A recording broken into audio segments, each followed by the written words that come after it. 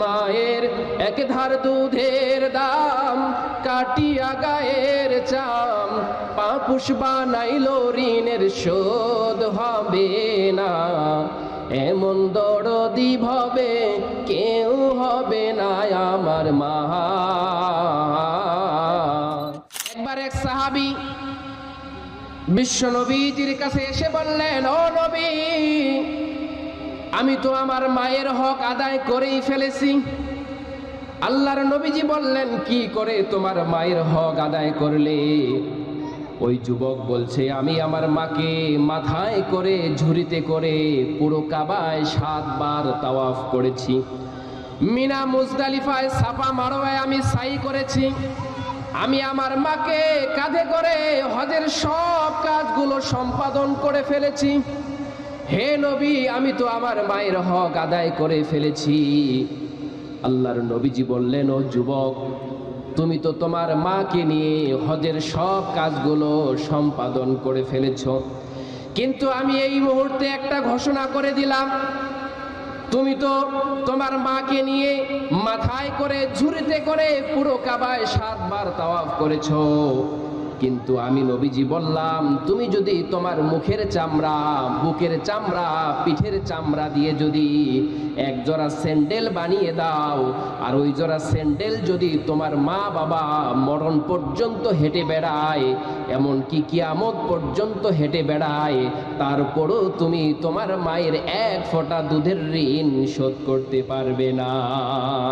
ঠিক কিনা বলেন? মায়ের এক ধার দুধের দাম কাটিয়া গায়ের চাম, মায়ের এক ধার দুধের দাম কাটিয়া গায়ের চাম, পাপুষ বানাইল ঋণের শোধ হবে না। এমন দরদি ভবে কেউ হবে না আমার মা। এমন দরদি ভবে কেউ হবে না আমার মা গো। ঠিক কিনা বলেন?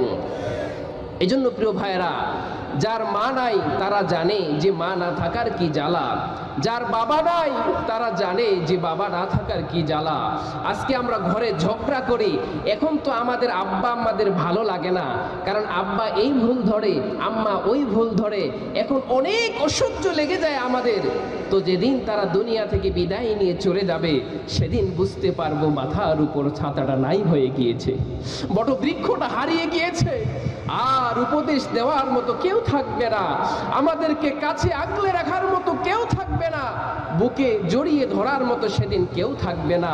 এই জন্য প্রিয় ভাইরা, আমাদের যাদের আব্বা আম্মা এখনো দুনিয়াতে বেঁচে আছে, আমরা তাদের কাছে দোয়া নেব, কারণ আব্বা আম্মার দোয়া আল্লাহ তাআলা কখনো ফিরায় দেয় না। কিন্তু আজকে আমরা আব্বা আম্মাকে রেখে অমুক দরবারে যাচ্ছি, অমুক পীরের কাছে যাচ্ছি, কিন্তু আসল দরবারটা যে আমার ঘরে, এটাই আমি বুঝি না। আমার আব্বার চেয়ে বড় কোনো পীর সাহেব আমার জন্য হতে পারে না, আমার মায়ের চেয়ে বড় কোনো দোয়াকারিনী আমার জন্য হতে পারে না। কথা বলুন ঠিক কিনা? এই পৃথিবীতে যত আলেম ওলামা আছে, সবাইকে যদি একত্রিত করে যদি কোরআন খতম করে যদি একটা গ্লাসের পানিতে ফু দেওয়া হয়, আর অন্য একটা গ্লাসের পানিতে শুধু আপনার মা কিংবা আপনার বাবা বিসমিল্লাহ বলে ফু দিল, বিশ্ব নবীজি জানিয়েছেন মায়ের ওই গ্লাসের পানিটা আল্লাহ মুহূর্তের মধ্যে কবুল করে নিয়ে নেবেন। আবার কোনো সন্তান যদি মা বাবার চেহারার দিকে একবার নেক নজরে তাকাতে পারেন, তাহলে আল্লাহ রব্বুল আলামিন জানিয়ে দিলেন সে যেন একটা কবুল হজের সওয়াব পেয়ে গেল। সুবহানাল্লাহ বলেন।